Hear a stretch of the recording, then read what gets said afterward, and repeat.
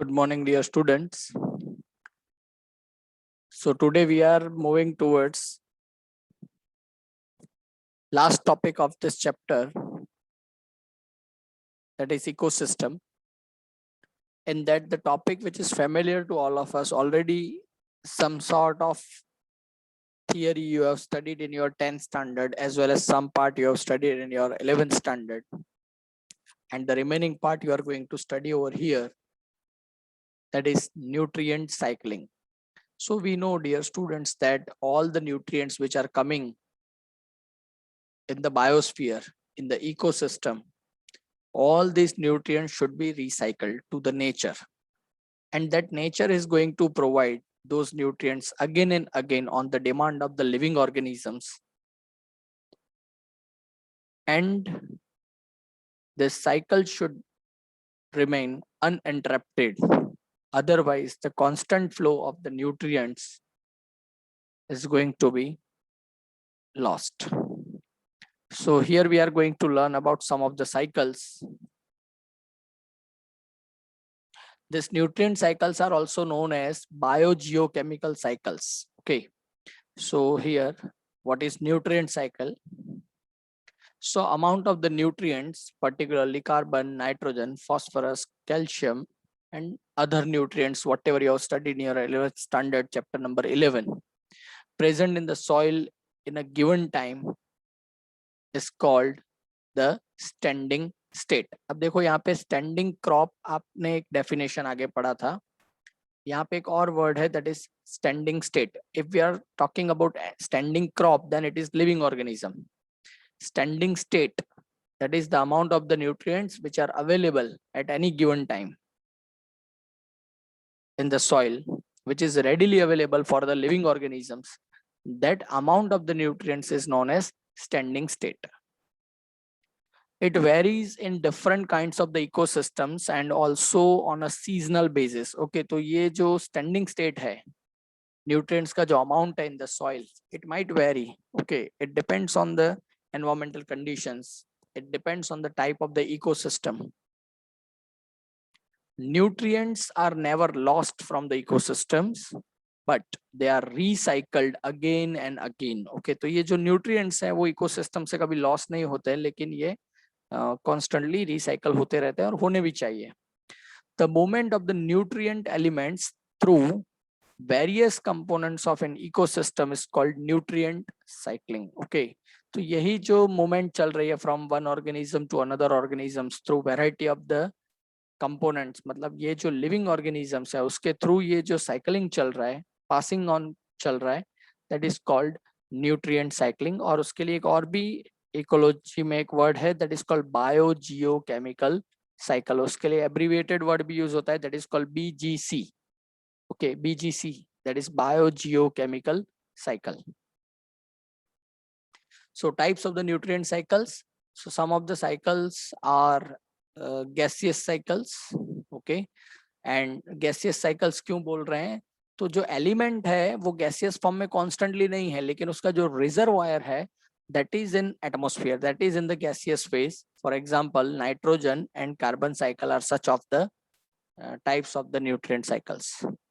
दूसरे होते हैं sedimentary cycles, जिसमें reservoir जो है that is earth's crust. Okay, earth का जो crust है that is being the reservoir. For example, sulfur and phosphorus cycle, these are the sedimentary cycles. ऐसे और भी example हो सकते हैं.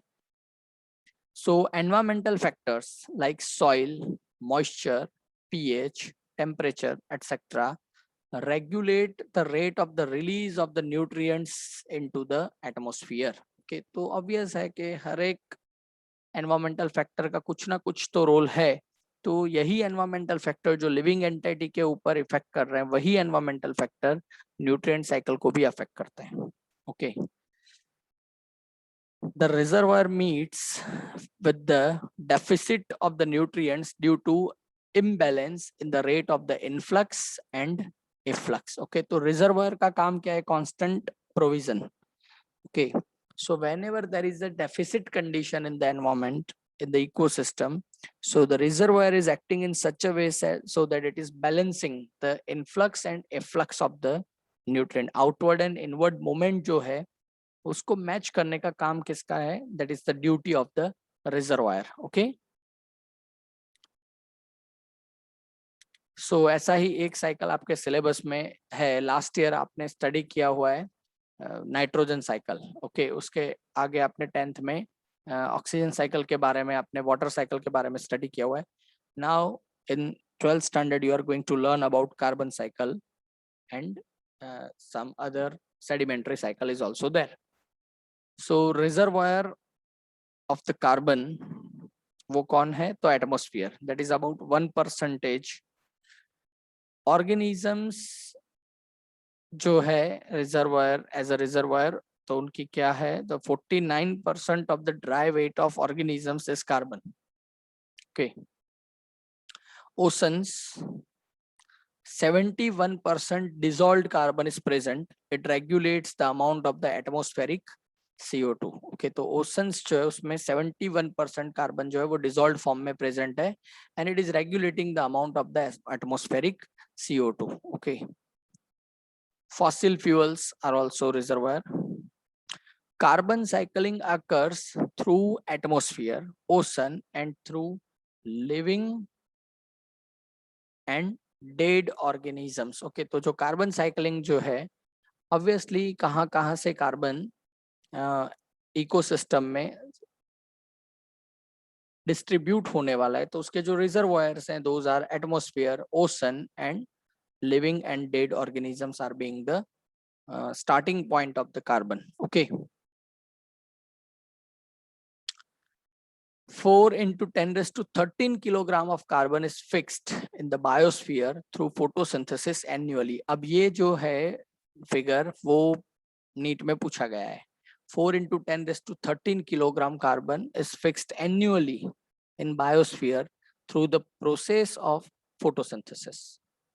Okay, तो आप सोच सकते हैं कि प्लांट कितना सारा काम कर रहे हैं. A major amount of the carbon returns to the atmosphere as carbon dioxide through respiration. Okay, तो respiration के through कार्बन जो है वो एटमॉस्फेयर में रिटर्न हो रहा है. कार्बन फिक्स होता है फोटोसिंथेसिस के प्रोसेस के थ्रू. ज्यादा से ज्यादा कार्बन जो है वो फोटोसिंथेसिस के प्रोसेस के थ्रू फिक्स होता है, and it is getting entry into the ecosystem. और जो कार्बन रिटर्न एटमॉस्फेयर में जाता है उसका मेजर प्रोसेस कौन सा है, that is called respiration. Okay, processing of the waste and dead organic matter by decomposers also release CO2. ये भी है. तो waste processing units जो हैं, that is as well as जो ड्राई ऑर्गेनिक मैटर है जिसको हम डेट्रिटस कहते हैं, डेड ऑर्गेनिक मैटर डेट्रिटस जो है उसका अगर डीकम्पोजिशन भी हो रहा है, then also it is going to release CO2. Okay, some amount of the fixed carbon is lost to the sediments and removed from the circulation. तो ये भी एक important aspect है कि the fixed carbon, okay, fixed carbon का मतलब है which is now present in the biomass. Okay, it is going to be lost in the form of the sediments and it is removed from the cycling. Okay, वो जो cycle है वहां से वो eliminate हो जाता है, लेकिन किसी ना किसी form में तो वो return आने वाला है.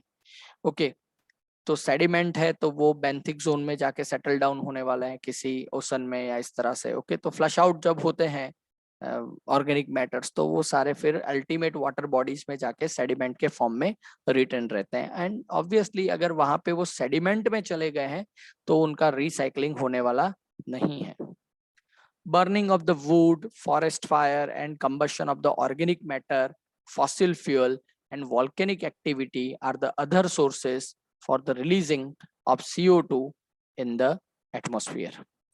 तो wood burning, forest fire, combustion किसका, तो organic matter का अगर combustion हो रहा है, burning हो रहा है, fossil fuels का utilization हो रहा है, volcanic activity, volcanic eruption हो रहा है. So they are also the sources for the CO2 in the atmosphere. So that is also going to add on CO2 in the atmosphere. Now role of human activities in carbon cycle. तो obvious है कि carbon is required for the livingness, लेकिन carbon dioxide का amount अगर बढ़ता जाएगा in the environment, obviously it is going to warm up the environment. It will cause greenhouse effect. Okay, तो human क्या कर रहा है अभी आप देखो तो deforestation, burning of the excessive fossil fuel etc has increased the rate of the release of CO2 into the atmosphere. Okay तो इसकी वजह से CO2 अमाउंट इंक्रीज हो रहा है एटमॉस्फेयर में and it is not that much good. Okay, क्योंकि cycling होना वो इम्पोर्टेंट है. Unnecessary add on of the CO2, मतलब कॉन्स्टेंटली अगर एनवायरमेंट के अंदर आप एटमॉस्फेयर के अंदर अगर आप CO2 रिलीज कर रहे हैं through human activities, it is obviously going to disturb the entire ecosystem. तो यहाँ पे पिक्चराइजेशन में आपका पूरा कार्बन साइकिल दिखाया गया है. Okay, you can see over here CO2 in the atmosphere which is the one of the reservoir. Okay, ये CO2 वाटर में डिजोल्व हो रहा है, ओशन में डिजोल्व हो रहा है और यही CO2 फिर जो है ये कुछ ऑर्गेनिज्म यूज करने वाले हैं फॉर द फोटोसिंथेसिस. ओके, और यही एटमॉस्फेरिक CO2 जो है it is obviously going to be used by the terrestrial plants. Okay, terrestrial food chain में for the process of the photosynthesis. Okay fine. फिर क्या होगा तो फोटोसिंथेसिस एक्वेटिक फूड चेन में भी होने वाले through phytoplanktons and some other higher plants. Okay, बाद में यही कार्बन यूज होने वाला है to the animals through the food chain and all this in the form of the biomass. फिर उनका जो डेड बॉडी है वो भी डेट्रिटस में जाने वाला है. ओके, कैल्शियस सेडिमेंट्स बनेंगे इसमें से. ओके, ये आपके ऑर्गेनिक सेडिमेंट्स हैं, राइट. ये जो प्लांट्स हैं वो जो यूज कर रहे हैं कार्बन, ओके, तो वो प्लांट भी एट द एंड मरने वाले हैं. ओके, उनके भी डेड बॉडीज होने वाले हैं. ये प्लांट के ऊपर जो डिपेंड रह रहे हैं वो एनिमल, उनका भी डेथ होने वाला है. तो अल्टीमेटली डेट्रिटस के थ्रू भी कार्बन जो है वो रिटर्न एटमॉस्फेयर में जाने वाला है. दूसरा, आप फॉसिल फ्यूल वगैरह यूज कर रहे हैं. ओके, यहाँ पे आपको आइडेंटिफाई करवाया गया है coal. Okay, natural oil and gas. Okay, तो उसको आप यूज कर रहे हैं तो CO2 is also going to be produced और यही CO2 वापस एटमॉस्फेयर में जाएगा. फिर यहाँ पे एक एरो जो है वो गलत बताया गया है. ओके, ये एरो इस डायरेक्शन में होना चाहिए. तो burning of the forest and fuel wood and organic debris, it is also increasing the CO2 load in the environment. Okay, तो इस तरह से कार्बन का साइकिलिंग कॉन्स्टेंटली होता रहता है, राइट. और वो बैलेंस वे में चलना चाहिए. ओके, फ्लक्स और इनफ्लक्स इन दोनों के बीच में बैलेंस होना चाहिए. लेकिन because of the human activities utilization से ज्यादा अभी कार्बन का release in the form of the CO2 it is increased. Okay, क्योंकि हम डिफॉरेस्टेशन कर रहे हैं तो फिर यूज करने वाले प्लांट्स कम हो रहे हैं. दूसरा, हम इंडस्ट्रियलाइजेशन इतना कर रहे हैं कि प्रोडक्शन CO2 का इतना ज्यादा हो रहा है. तो अल्टीमेटली फ्लक्स बहुत है, इनफ्लक्स बहुत कम हो रहा है and that is obviously going to imbalance the entire ecosystem and that is detrimental to the livingness of the variety of the organisms on this planet earth. तो उसके बारे में भी हम सबको सोचना चाहिए. So dear students, this is all about carbon cycle. Next one is the phosphorus cycle. तो phosphorus cycle is a kind of the sedimentary cycle. Okay, so phosphorus is a constituent of the biological membranes. हमें पता है कि phosphorus जो है वो biological membranes में, मतलब cell membrane और इन सभी membrane का जो part है that is phosphorus, as well as nucleic acids. and nucleic acids में हमें पता है nucleotides हैं, तो nucleotide में भी phosphorus है. and cellular energy transfer systems. तो सेल्यूलर एनर्जी ट्रांसफर सिस्टम्स में हमें पता है energy currency of the cell ATP. Okay, तो phosphorus is one of the very important requirement of the living organisms, right. Many animals use phosphorus to make shells, bones and teeth. तो आप देखो उनके strength के लिए, body structure के लिए भी फॉस्फोरस की एक बहुत सारी डिमांड है. The natural reservoir of the phosphorus is rock, that is in the form of the phosphates. तो phosphate का मतलब है कि phosphorus का वहां पे salt है, right? तो आप देख सकते हैं यहाँ पे rock material which is the reservoir of the phosphorus. When rocks are weathered, minute amounts of the phosphates dissolve in soil solution and are absorbed by the plants. तो आप देखो रॉक मिनरल्स जो है उनका वेदरिंग प्रोसेस हुआ और weathering process के बाद सॉइल सॉल्यूशन बना। और ये जो सॉइल सॉल्यूशन है, ये सॉइल सॉल्यूशन पर्टिकुलरली क्या होगा इसका, तो ये जो सॉइल सॉल्यूशन है ये प्लांट्स यूज करने वाले हैं। Okay, the plants are going to use, इसीलिए आप देखो यहाँ पे सॉइल सॉल्यूशन से प्रोड्यूसर्स मतलब plants are going to use okay from the soil, right. Herbivores and other animals obtain this from plants. फिर ये प्रोड्यूसर्स है तो हमें पूरा फूड चेन, फूड वेब का कंसेप्ट पता है। क्या होगा, तो प्रोड्यूसर्स को कंज्यूमर्स यूज करने वाले हैं, that is herbivores and then carnivore 1, carnivore 2 and so on. तो ये सभी ऑर्गेनिज्म फूड चेन के थ्रू अब एक दूसरे को यूटिलाइज कर रहे हैं, तो उसके साथ साथ फॉस्फोरस भी यूटिलाइज होने वाला है। The waste products and the dead organisms are decomposed by the phosphate solubilizing bacteria which is releasing phosphorus. तो सभी ऑर्गेनिज्म का अल्टीमेटली डेथ भी होने वाला है। अगर फूड चेन में प्रे प्रेडेटर रिलेशन के थ्रू यूटिलाइज नहीं हुए तो उनकी नेचुरल डेथ तो फिक्स है। नेचुरल डेथ होगी तो फिर उसमें से डेट्रेटस बनेगा, तो प्रोड्यूसर्स जो है उनका डेट्रेटस बन रहा है, इवन कंज्यूमर्स का भी डेट्रेटस बन रहा है, and that detritus is going to be decomposed. अब जब ये डिकम्पोज होने वाला है तो ये डीकम्पोजिशन के बाद इसका भी सॉइल सॉल्यूशन बनने वाला है, और ये सॉइल सॉल्यूशन मतलब कि जिसमें फास्फोरस है, it is again going to be utilized by the producers. During this entire process, some sort of this soil solution is going to be washed out, runoff लिखा हो यहाँ पे, मतलब because of some activities like flood and all these things, okay, तो ये भी sediment में जाने वाला है, जैसे आगे हमने कार्बन के बारे में देखा। डीकम्पोजिशन यहाँ पे जो होने वाला है वो किसके थ्रू होगा, यहाँ पे phosphate solubilizing bacteria, PSB, phosphate solubilizing bacteria. One more information for you people, this phosphate solubilizing bacteria are now utilized as one of the important phosphate biofertilizer। जैसे नाइट्रोजन बायोफर्टिलाइजर होता है, ऐसे फॉस्फेट बायोफर्टिलाइजर के लिए भी ऐसे bacteria अभी use हो रहे हैं, राइट।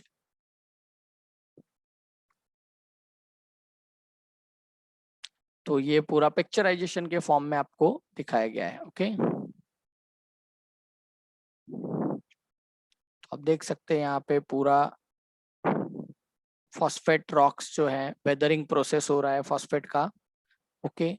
वेदरिंग के थ्रू प्लांट्स इसको यूज कर रहे हैं, कुछ वॉश आउट हो गया, रन ऑफ हो गया टू द वाटर, वाटर के अंदर वाटर रिजर्वर के थ्रू भी ये डेट्रिटस के थ्रू वापस सेडिमेंटेशन फॉर्म में आके रॉक्स बनने वाले हैं, वहां पे ये यूज होने वाला है। फिर जियोलॉजिकल अपलिफ्ट के थ्रू ये ऊपर जाके वापस उसका वेदरिंग प्रोसेस शुरू होगा अंडर एनवायरमेंटल कंडीशंस, और वापस ये प्लांट्स के लिए यूटिलाइजेबल होने वाला है, ओके। फिर क्या हो रहा है, प्लांट्स एनिमल्स जो इनको यूज कर रहे हैं, राइट, ये भी इनको यूज करने के बाद अल्टीमेटली इनका भी जो डेड बॉडी बनेगा, तो decomposers that is phosphate solubilising bacteria जो इनको सोल्यूबलाइज करेंगे और उसमें से बनाएंगे फॉस्फेट के salts, that is like HPO4 2 minus H2PO4, okay, तो dihydrogen phosphate and phosphate, okay, this type of the salts are going to be produced, और ये जो salts है ये लीच आउट करेंगे और वापस वाटर रिजर्वायर में जाएंगे, और वहां से मतलब ये डिजोल्व फॉर्म में फॉस्फेट जाने वाला है और वहां से वापस ये रॉक्स में कन्वर्ट होने वाला है। तो ये पूरा प्रोसेस फॉस्फोरस साइकिल का इस तरह से चलता है।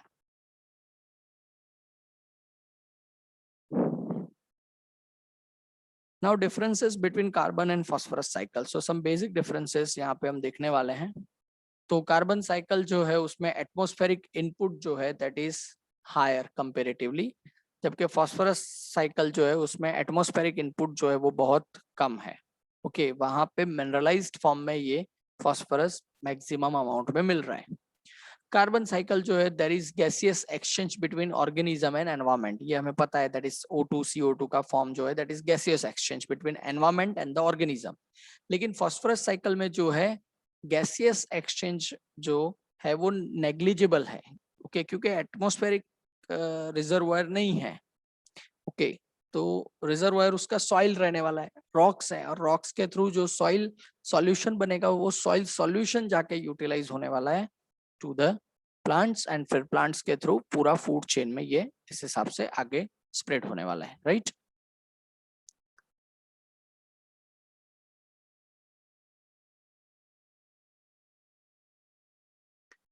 Fine. So now the last but most important point of this chapter, that is ecosystem services. Okay. तो इतने सारे जो इकोसिस्टम के बारे में हमने स्टडी किया, ये इतने इम्पोर्टेंट कैसे है हमारे लिए। तो इकोसिस्टम से आप देखिए कितने सारे बेनिफिट organisms को हो रहे हैं, and if we are talking only about human race, okay, how much we are gaining we don't know. So the products of the ecosystem processes are called ecosystem services. ये board में बहुत बार पूछा जाता है ये question, okay. Ecosystem services of a healthy forest क्या क्या हो सकते हैं? एक तो प्यूरिफाई एयर एंड वाटर। अगर कोई एक हेल्दी फॉरेस्ट है, फॉरेस्ट इकोसिस्टम, तो वो आपके लिए क्या क्या कर सकता है? तो एयर प्यूरिफायर है वो, नेचुरल, और वाटर प्यूरिफिकेशन का भी वो काम करके देता है। It can mitigate droughts and floods, okay, तो फ्लड्स से भी आपको बचाता है, ड्रॉट्स से भी बचाता है, क्योंकि उसके पास वाटर होल्डिंग कैपेसिटी ज्यादा बढ़ जाती है, राइट। तो फ्लड्स नहीं आ सकते हैं, ड्रॉट्स मतलब क्योंकि रेन जो है वो पीरियडिकली जितनी होनी चाहिए, वो रेन भी because of the presence of the forest वहां पे पॉसिबल हो सकती है। साइकिल द न्यूट्रिएंट्स, मतलब बायो जियो केमिकल साइकिलिंग के लिए, क्योंकि फॉरेस्ट इकोसिस्टम हमें पता है कि बहुत सारी वेराइटीज है वहां पे ऑर्गेनिज्म की, तो न्यूट्रिएंट साइकिलिंग भी बहुत अच्छे से हो सकता है। इट जनरेट फर्टाइल सॉइल्स, तो अगर ऐसा हेल्दी फॉरेस्ट है तो वो फर्टिलिटी भी इंक्रीज करता है सॉइल की, और अगर सॉइल की फर्टिलिटी इंक्रीज हो रही है तो ऑब्वियसली आपको उससे कमर्शियल गेन भी होने वाला है। It provide wild life habitat, okay, तो बहुत सारे ऑर्गेनिजम्स को ये अपना एक natural house like home like environment आप बोल सकते हैं वो प्रोवाइड करता है, that is habitat. It is providing the wildlife habitat to the variety of the organisms, animals particularly you can say. Obviously it is maintaining the biodiversity, क्योंकि अगर forest है, प्रोडक्टिविटी ज्यादा है, बहुत सारे ऑर्गेनिजम्स उसके ऊपर डिपेंड रह सकते हैं, और इसीलिए वहां पे आपको plants as well as animals as well as you can say micro organisms, उसकी डाइवर्सिटी आपको बहुत ज्यादा देखने मिल सकती है।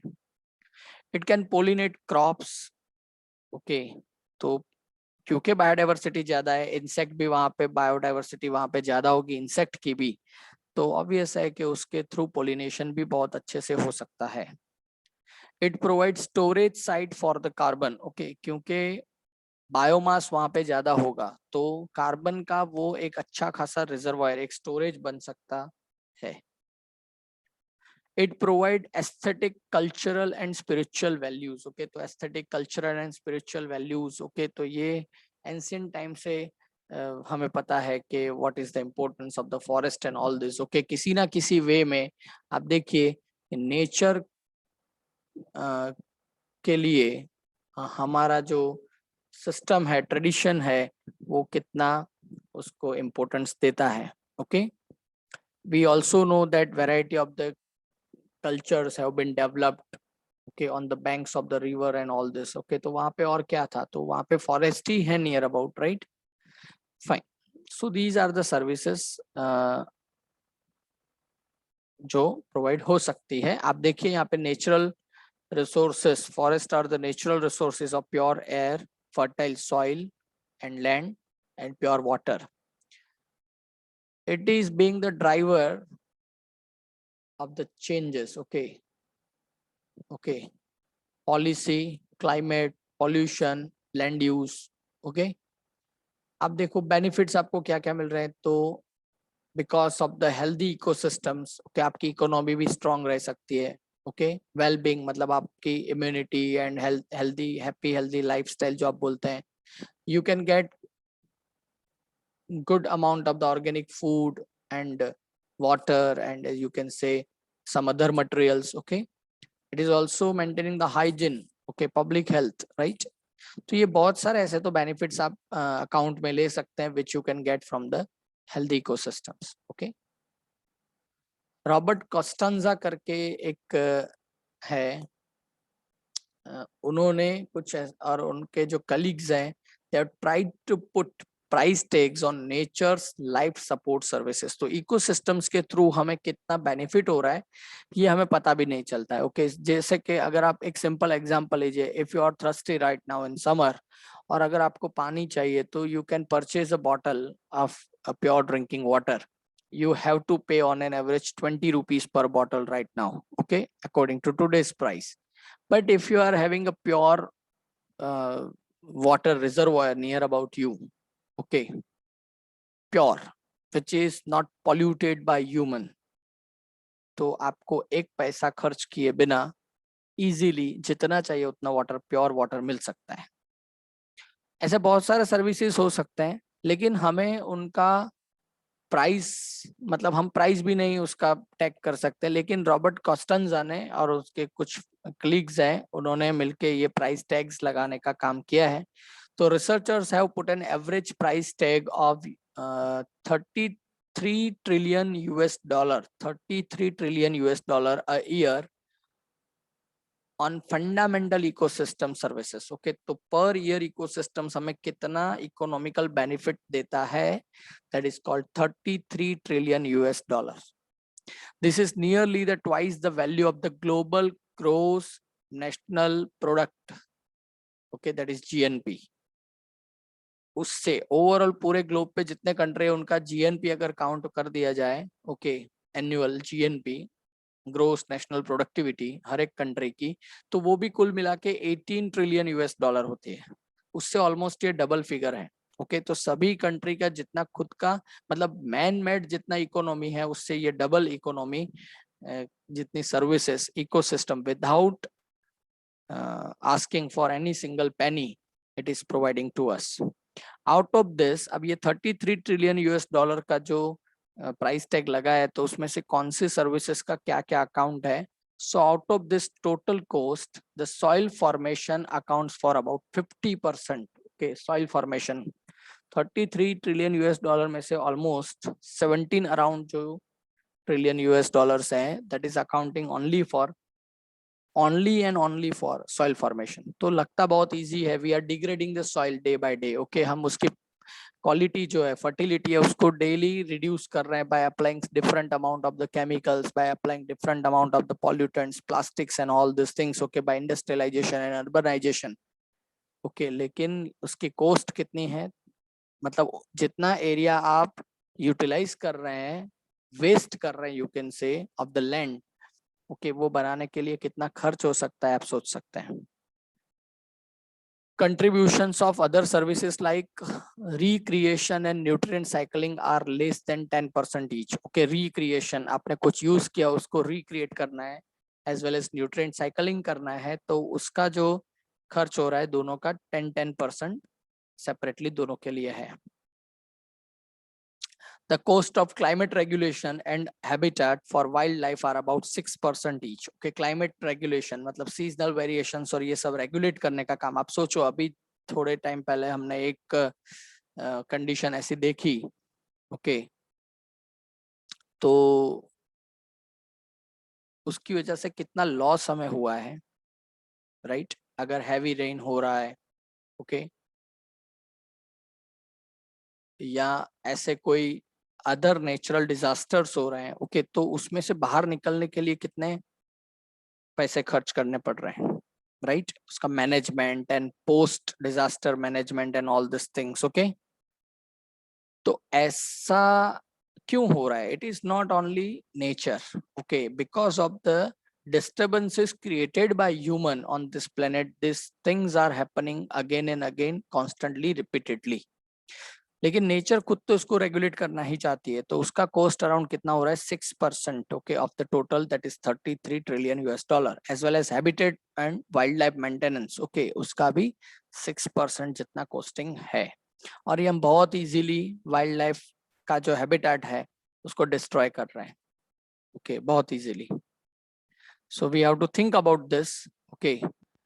तो डियर स्टूडेंट्स, एक इकोसिस्टम आपको इतनी सर्विसेज देता है without asking for a single rupee, okay, लेकिन being a student of science, that is our duty to make aware people about all these things. Okay, maintaining the forest, maintaining the habitats of the different species and all these things. Okay, maintaining the biodiversity. Next chapter में हम biodiversity का importance ही पढ़ने वाला है. All these things are very important.